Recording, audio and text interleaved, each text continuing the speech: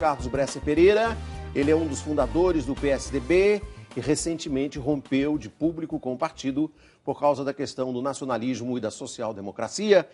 Bem-vindo ao programa, professor, é um prazer recebê-lo aqui. Bem-vindo, Paulo Rico. Muito obrigado. Professor, eu me refiro evidentemente a uma entrevista longa e suculenta que o senhor deu à jornalista Maria Inês Nassif, no Jornal Valor, em que o senhor, pela primeira vez publicamente, diz que rompe com o PSDB e aponta dois fulcros, duas linhas que justificariam a sua nova posição.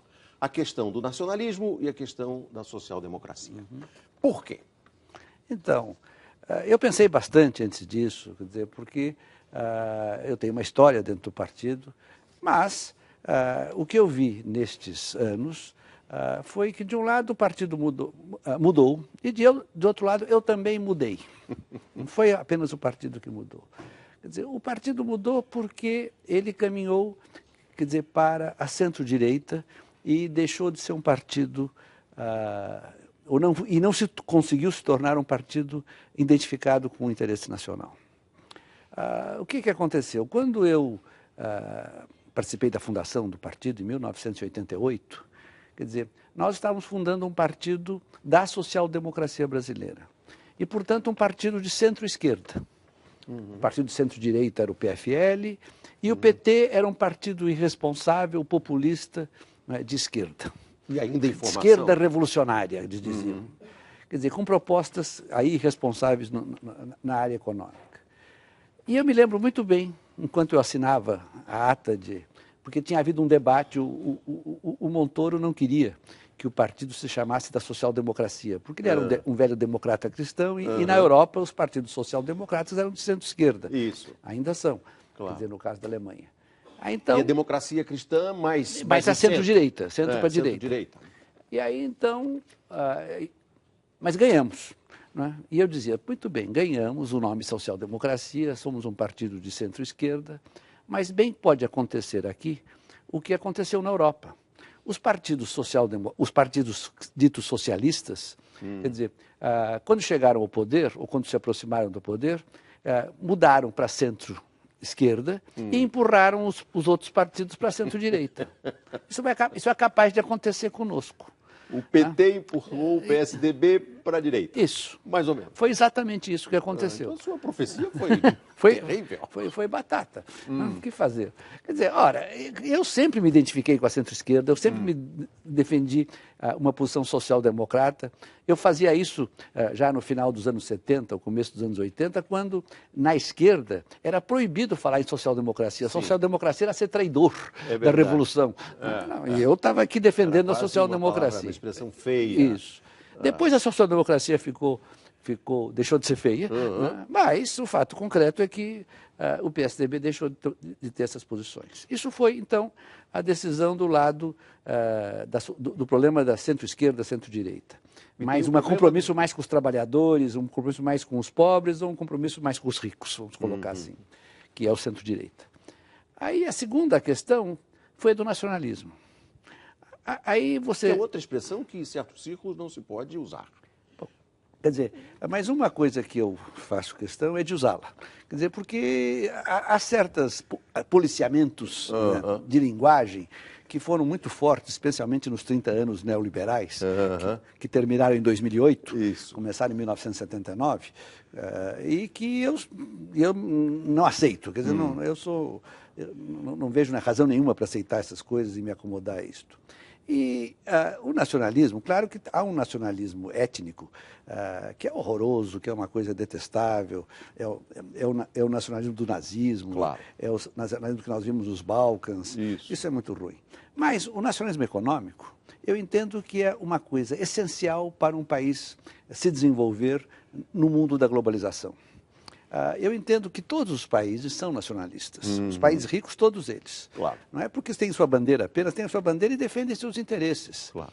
Eu defino o nacionalismo como... Eu defino uma pessoa é nacionalista se ela acredita em duas coisas. Primeiro, que é dever do seu governo defender os interesses do trabalho, do conhecimento e do capital nacionais. E cooperar com os outros países. Mas primeiro defender esses interesses. E segundo, se ele acredita que, para fazer isto, esse governo, deve usar a sua própria cabeça e não a cabeça, não é, dos estrangeiros, que saberiam mais do que nós. Só isto. Quer dizer, dada essa definição, eu entendo que nos Estados Unidos, ou na França, ou na Alemanha, não há ninguém que não seja nacionalista. Agora, aqui no Brasil, eu estou cansado de ver gente que diz que não há diferença entre o capital nacional e o estrangeiro, que diz que ele sabe melhor do que nós, que então vamos ouvir o que eles dizem para nós resolvermos o que vamos fazer. Né? Não reconhece que há uma enorme competição nesse mundo, que a globalização é uma grande competição. Claro. Agora, professor, no caso específico das políticas do partido PSDB, onde que o senhor vê essa posição claramente não nacionalista? Dentro do PSDB, essa questão do nacionalismo desapareceu completamente. Quer dizer, não há em nenhum documento, em nenhuma manifestação dos seus líderes, não é só do Fernando Henrique, nenhuma preocupação com isso. Quer dizer, então isso, nós ficamos parte do mundo global em que nós estamos lá convivendo com todo mundo. Não é bem assim. Quer dizer, eu acho que os nossos interesses são próprios nossos e que nós temos que defendê-los muito melhor.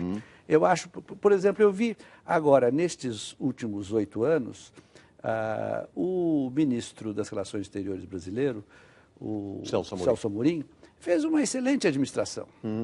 Que eu sei que as elites não nacionalistas brasileiras não gostavam, mas eu entendo que ele fez, ele defendeu o interesse nacional e projetou o interesse nacional, o interesse do Brasil no mundo muito bem. Ele, naturalmente, seu presidente. Quer dizer, e eu via o PSDB criticando o tempo todo isso nos seus fundamentos, não eram coisas pessoais. Então, quer dizer, eu acho que um partido desse tipo também, né, realmente eu me desvinculei dele e ele se desvinculou de mim. Né?